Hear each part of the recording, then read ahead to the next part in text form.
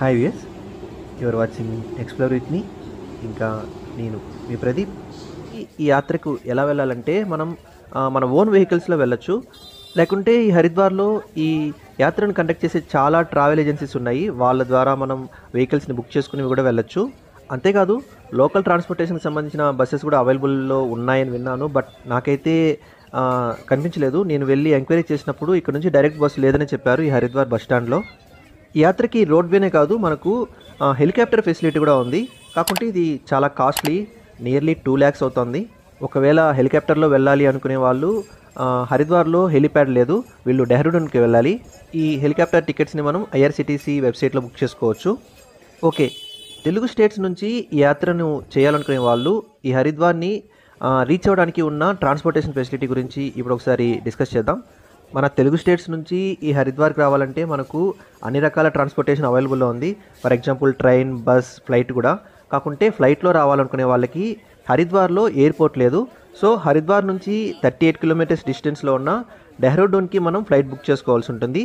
హైదరాబాద్, విజయవాడ, వైజాగ్ నుంచి ఈ డెహ్రాడూన్కి direct flights ఉన్నాయి, కానీ తిరుపతి నుంచి లేదు. ఒకవేళ ట్రైన్లో రావాలనుకుంటే మనకు మనమున్న ఈ తెలుగు స్టేట్స్ నుంచి డైరెక్ట్ ట్రైన్స్ ఢిల్లీ వరకు ఉంటాయి. ఢిల్లీ నుంచి మనం హరిద్వార్కి వెళ్ళిపోవచ్చు. ఢిల్లీ నుంచి హరిద్వార్కి కూడా రెగ్యులర్గా ట్రైన్స్ అవైలబుల్లో ఉన్నాయి. ఇంకా హరిద్వార్ రీచ్ అయిన తర్వాత ఇక్కడ ట్రావెల్ ఏజెన్సీస్ చాలా ఉన్నాయి. వీళ్ళతో మాట్లాడి మనం ఈ యాత్రకు సంబంధించిన ప్యాకేజ్ డీటెయిల్స్ కనుక్కొని మనం వెహికల్స్ బుక్ చేసుకోవచ్చు. ఒకవేళ ఇలా టూర్ ప్యాకేజీని మీరు ఎవరైనా సెలెక్ట్ చేసుకునేలా ఉంటే ఫస్ట్ ఈ ఉత్తరాఖండ్ గవర్నమెంట్కి సంబంధించిన GMVN టూరిస్ట్ ఇన్ఫర్మేషన్ సెంటర్ని ఒకసారి కాంటాక్ట్ చేయండి. ఈ GMVN full form Garhwal Mandal Vikas Nigam. ఇది ఉత్తరాఖండ్ టూరిజం డిపార్ట్మెంట్. వీళ్ళకి సంబంధించి చాలా హోటల్స్ కూడా ఉన్నాయి. నేను వీళ్ళ హోటల్లోనే మ్యాక్సిమం స్టే చేశాను. ఈ యాత్రలో నేను 4 ప్లేసెస్కి వెళ్ళలేదు. ఫస్ట్ 2 ప్లేసెస్ అయినా యమునోత్రి, గంగోత్రికి మాత్రమే వెళ్ళాను. నా రిజిస్ట్రేషన్ సర్టిఫికేట్ చూస్తే మీకు అర్థమవుతుంది, అందులో 2 ప్లేసెస్కి బుక్ చేసుకుని ఉంటాను. కాకుంటే కొన్ని మిస్మరైజింగ్ ప్లేసెస్ని కూడా విజిట్ చేశాను నేను ఈ యాత్రలో. ఈ వీడియో వ్లాగ్లో వాటికి సంబంధించిన డీటెయిల్స్ ఇంకా విజువల్స్ కూడా నేను అప్లోడ్ చేస్తాను. సో నేను వెళ్ళిన ఈ 2 లొకేషన్స్ అంటే యమునోత్రి, గంగోత్రి, ఈ 2 లొకేషన్స్లోనూ ఈ GMVN వాళ్ళకి సంబంధించిన హోటల్స్లోనే స్టే చేశాను. హోటల్స్ అయితే చాలా బాగున్నాయి, ఏం ప్రాబ్లం లేదు. అలాగే హోటల్ ప్రైజెస్ కూడా మనకు రీజనబుల్గానే ఉన్నాయి. ఈ హోటల్స్ని మనం వీళ్ళకి సంబంధించిన వెబ్సైట్లో బుక్ చేసుకోవచ్చు. హోటల్సే కాదు, ఈ యాత్రకు సంబంధించి వీళ్ళు టూర్ ప్యాకేజీని కూడా మెయింటైన్ చేస్తున్నారు. సో వీళ్ళకి సంబంధించిన టూర్ ప్యాకేజీని మనం బుక్ చేసుకోవచ్చు. ఆన్లైన్లోనూ బుక్ చేసుకోవచ్చు, లేదంటే వీళ్ళకి సంబంధించిన ఆఫీస్కి వెళ్ళి అక్కడ కూడా మనం డైరెక్ట్గా బుక్ చేసుకోవచ్చు. డేట్స్ మనకు అవైలబుల్లో ఉన్నాయో లేవో చూసుకోవాలి, అంతే. ఈ GMVN వాళ్ళ ఆఫీస్ అడ్రస్ ఇంకా వెబ్సైట్ లింక్ నేను డిస్క్రిప్షన్లో ఇస్తాను, ఒకసారి చెక్ చేయండి.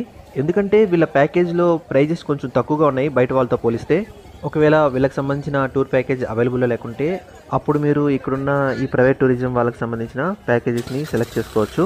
మేము ఎంక్వైరీ చేసినప్పుడు నియర్లీ 28,000 వరకు వీళ్ళు ఆఫర్ చేస్తున్నారు ఈ ప్యాకేజ్కి, ప్రైవేట్ ఏజెన్సీ వాళ్ళు. ఇలా ప్యాకేజెస్ ఇష్టం లేదంటే మనం కార్ కూడా రెంటల్కి తీసుకుని వెళ్ళొచ్చు. ఇలా మనం రెంటల్కి కార్ తీసుకుంటే వాళ్ళకి మనం పర్ డేకి ఇంతని పే చేయాలి.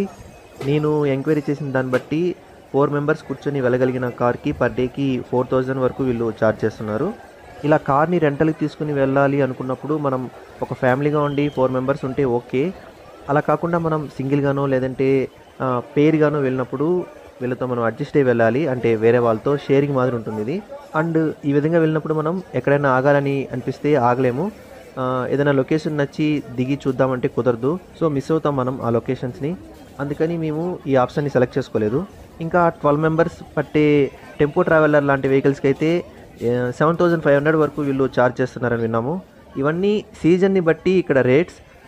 ఈ రేట్స్లో కొంచెం చేంజెస్ కూడా ఉండొచ్చు సీజన్ని బట్టి. ఆల్రెడీ చెప్పాను, ఇక్కడ సీజన్ అంటే మే, జూన్ అని. ఆ టైంలో హాలిడేస్ అందరికీ, నాకు తెలిసి అందుకే ఆ టైంలో ఇక్కడ ఈ యాత్ర చేసే వాళ్ళు ఎక్కువ మంది ఉంటారు. అప్పుడు ఇక్కడ ఆల్ ప్రైజెస్ ఎక్కువగా ఉంటాయి, అంటే ట్రాన్స్పోర్ట్కి సంబంధించిన వెహికల్సే కాదు, హోటల్ ప్రైజెస్ కూడా ఎక్కువగానే ఉంటాయి ఇక్కడ. ఇంకా లోకల్ ట్రాన్స్పోర్ట్కి సంబంధించిన బస్సెస్ అవైలబుల్లో ఉంటాయని చెప్పాను కదా, అవి హరిద్వార్ నుంచి కాదు, రిషికేష్ నుంచి అవైలబుల్లో ఉంటాయి. రిషికేష్ నుంచి మనం బార్కోట్ వరకు వెళ్ళొచ్చు వాటిలలో. సో మనం వాటిలలో వెళ్ళాలంటే ముందుగా రిజర్వేషన్ చేయించుకోవచ్చు, లేదంటే మనం వెళ్ళినప్పుడు బస్సెస్ అవైలబుల్లో ఉంటే కూడా ఈ బస్సెస్ని మనం చూస్ చేసుకోవచ్చు. నా సజెషన్ ఏంటంటే మీరు 4 members ప్లస్ వెళ్ళేలాగుంటే ఖచ్చితంగా పర్సనల్గా ఒక వెహికల్ని బుక్ చేసుకోవడమే బెటర్ మీకంటూ. అప్పుడు మీరు కావాల్సిన లొకేషన్లో దిగచ్చు, ఎక్కడన్నా కొంచెం సేపు స్టే చేయాలంటే చేయొచ్చు, లొకేషన్స్ని ఎంజాయ్ చేయొచ్చు. మేము ఇద్దరమే వెళ్ళాము కాబట్టి వెహికల్స్ ఏమీ సెలెక్ట్ చేసుకోలేదు. నేను మీకు ఎంతసేపు రివీల్ చేయలేదు మేము ఎలా వెళ్ళామని. హరిద్వార్ వరకు ట్రైన్లోనే వెళ్ళాం, కానీ హరిద్వార్ నుంచి మేము బైక్ని రెంటల్కి తీసుకున్నాం. Royal Enfield classic 350. ఇక్కడ మనకు పెద్ద ప్లస్ పాయింట్ ఏంటంటే ఇదే, రెంటల్కి బైక్స్ ఇస్తారు. సో మనం ఈజీగా బైక్ని తీసుకుని వెళ్ళొచ్చు. కాకుంటే కొంచెం సెలెక్ట్ చేసుకుని తీసుకోవాలి వెహికల్ని. కానీ నేను రెంటల్కి తీసుకున్న ఆ బైక్ వాళ్ళు చాలా మంచి వాళ్ళు. ఓకే, నాకు కొంచెం ఫేవరబుల్గానే ఉండింది. బైక్ కూడా బాగానే ఉండింది. కొంచెం బ్రేక్ ఇష్యూస్ ఉన్నాయి అంతే, అయినా కానీ బైక్ చాలా బాగుండింది. సో మొత్తం నేను బైక్లోనే రైడ్ చేశాను. రైడింగ్ ఎక్స్పీరియన్స్ అయితే అమేజింగ్గా ఉన్నింది. అంతేకాదు అడ్వెంచరస్గా ఉన్నింది. వాటికి సంబంధించిన వీడియోస్ అన్నీ నేను షూట్ చేశాను నా బైక్ రైడ్కి సంబంధించి. అవన్నీ కూడా అప్లోడ్ చేస్తాను. ఇక్కడ చూడండి, ఇక్కడ ఒక అతను మమ్మల్ని పిలుస్తున్నారు. ఏంటో తెలియలేదు, అతని దగ్గరికి వెళ్ళాము. పేరు అడిగారు, ఎక్కడి నుంచి వచ్చారని అడిగారు. అవన్నీ నోట్ చేసుకుని డొనేషన్ ఇవ్వమన్నారు. అసలు అర్థమే కాలేదు మాకు ఫస్ట్ ఆఫ్ ఆల్. తర్వాత అర్థమైంది ఈయన డొనేషన్స్ తీసుకుంటున్నారని.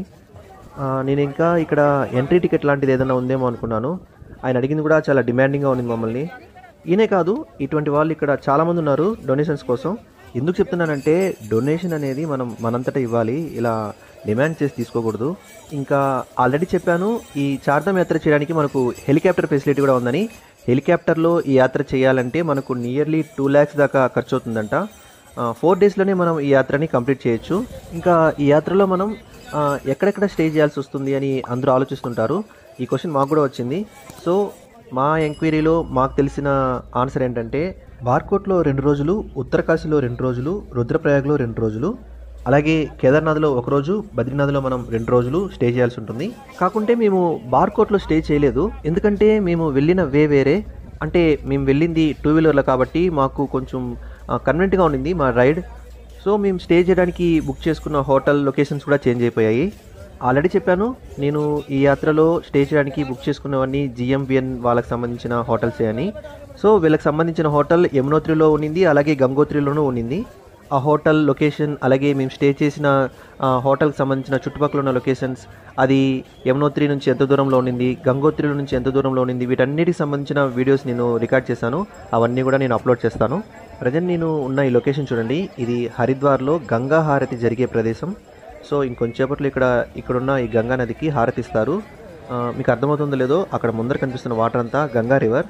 ఆ రివర్కి రెగ్యులర్గా ఎవ్రీడే హారతి ఉంటుంది. ఆ హారతి చూడడానికి వచ్చిన వాళ్ళే వీళ్ళందరూ.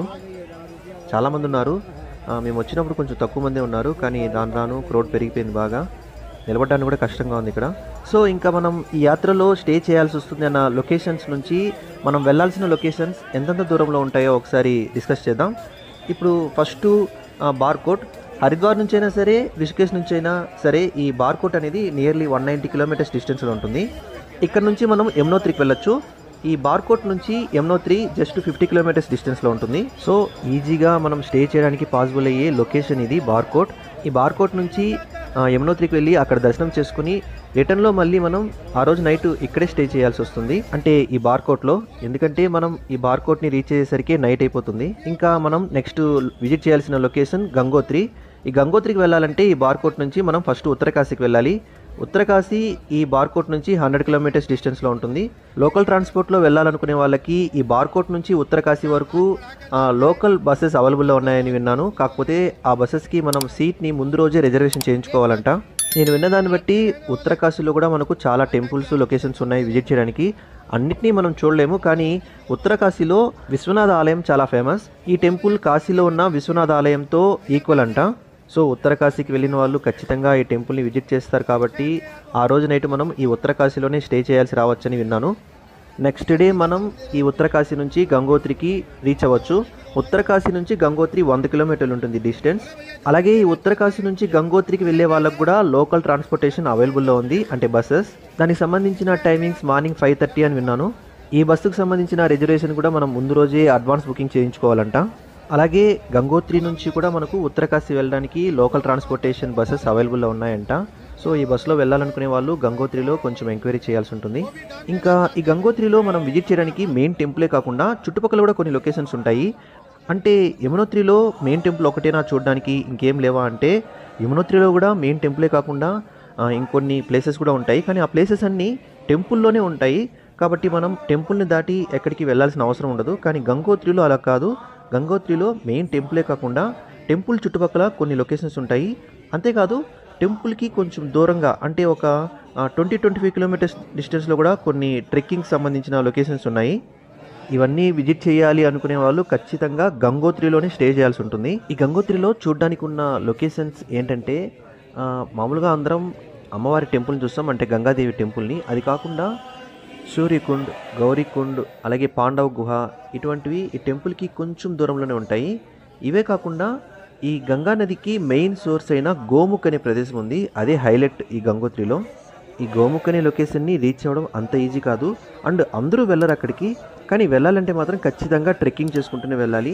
దీనికి పర్మిషన్ కూడా తీసుకోవాల్సి ఉంటుంది. అంతేకాదు ఇక్కడికి వెళ్ళి రావడానికి మనకు మినిమం 3 days టైం పడుతుంది. టోటల్ 18 కిలోమీటర్స్ డిస్టెన్స్ ఉంటుంది వెళ్ళడానికి. ఇక్కడికి అంటే ఈ గోముఖ్కి రీచ్ అవ్వడానికి ముందు భోజ్వాస అనే ఒక ప్లేస్లో మనం ఒక నైట్ స్టే కూడా చేయాల్సి ఉంటుంది. వీటికి సంబంధించిన కంప్లీట్ డీటెయిల్స్ నేను నా రాబోయే వీడియోలో అప్లోడ్ చేస్తాను. ఎందుకంటే నేను ఈ యాత్రలో 2 ప్లేసెసే విజిట్ చేయడానికి కారణం ఈ గోముఖే. నేను గోముఖే కాదు, ఇక్కడ ఇంకొక లొకేషన్ కూడా ఉంది తపోవన్ అని. సో నేను ఈ గోముఖ్ అండ్ తపోవన్ ఈ రెండింటికి వెళ్ళాను. వీటికి సంబంధించిన కంప్లీట్ డీటెయిల్స్ నేను నా రాబోయే వీడియోస్లో అప్లోడ్ చేస్తాను. మిస్ అవ్వకుండా చూడడానికి ట్రై చేయండి. లొకేషన్స్ అయితే చాలా బాగుంటాయి. ఇక్కడ ప్రజెంట్ ఈ గంగా నదికి సంబంధించిన హారతి స్టార్ట్ అయింది చూడండి. నెక్స్ట్ ఇక్కడ నుంచి అంటే ఈ గోముఖ్ నుంచి రిటర్న్ అయ్యి మళ్ళీ ఉత్తరకాశీకే వస్తారు. అక్కడ ఖచ్చితంగా మళ్ళీ ఆ రోజు నైట్ స్టే చేయాల్సి ఉంటుంది. ఇంకా నెక్స్ట్ డే మనం ఉత్తరకాశీ నుంచి రుద్రప్రయాగ్కి రీచ్ అయిపోవచ్చు. ఉత్తరకాశీ నుంచి Rudraprayag nearly 180 to 185 kilometres distance ఉంటుంది. కానీ ఇక్కడ ప్రాబ్లం ఏంటంటే ఉత్తరకాశీ నుంచి రుద్రప్రయాగ్కి డైరెక్ట్ బస్సెస్ లేవు. ఇంకా రుద్రప్రయాగ్లో కూడా మనం చూడడానికి కొన్ని లొకేషన్స్ ఉన్నాయి. ఎలాగా అంత దూరం వెళ్ళారు కాబట్టి వాటిని ఖచ్చితంగా విజిట్ చేస్తారు. ఆ రోజు నైట్ అక్కడే స్టే చేయాల్సి ఉంటుంది. ఇంకా ఈ రుద్రప్రయాగ్ నుంచి మనం కేదార్నాథ్కి బయలుదేరాలి. కేదార్నాథ్ దగ్గర నియరెస్ట్ లొకేషన్ మనకు సోన్ప్రయాగ్. మన వెహికల్స్ని ఈ సోన్ప్రయాగ్ వరకే అలో చేస్తారు. రుద్రప్రయాగ్ నుంచి సోన్ప్రయాగ్ వరకు 74 కిలోమీటర్స్ ఉంటుందంట డిస్టెన్స్. ఈ సోన్ప్రయాగ్ నుంచి గౌరీకుండ్ అనే లొకేషన్ వరకు మనం లోకల్ వెహికల్స్లో వెళ్లాల్సి ఉంటుంది. సోన్ప్రయాగ్ నుంచి గౌరీకుండ్కి 6 కిలోమీటర్స్ ఉంటుందంట డిస్టెన్స్. గౌరీకుండ్ రీచ్ అయిన తర్వాత ఈ గౌరీకుండ్ నుంచి కేదార్నాథ్కి మనం నడిచే వెళ్లాల్సి ఉంటుంది.